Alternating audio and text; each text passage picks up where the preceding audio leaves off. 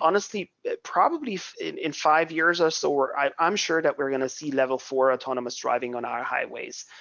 So that there's going to Level be 4 for our listeners. What does it mean?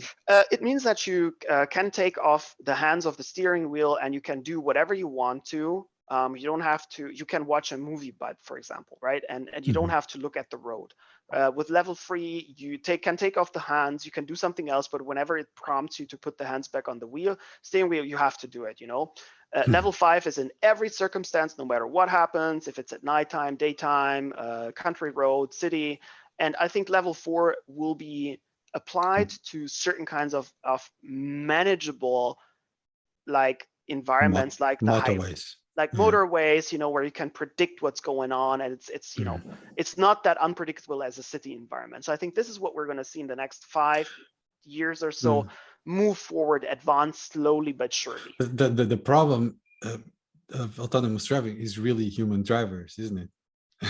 It is, because they're unpredictable. I mean, somebody can be drunk, somebody can have an irrational. I mean, we experienced it all ourselves. Yeah. So this will advance. What if all cars were connected, right? All cars, even the cars driven by humans. So there are the cars driven by humans, the cars driven by software, and the hybrid thing. But if all cars were connected to the same data kind of hub, all cars knew where all cars are at this important in time. So this would make everything safer, wouldn't it? Like a car could really advise a driver, look, don't do that because there's a car driving, just taking over at 200 kilometers an hour. So you can't switch lanes right now, for example. I read some interesting articles about that, like how you can put all cars, hook them up and have them communicate in a network. There's the same for suppliers. Like if you think about Catena X, which is just started 2020, that as a consortium, to have that connected supply chain and know each and every part. The same will be for active products, that you have them at some point all connected through the cloud, communicating to each other.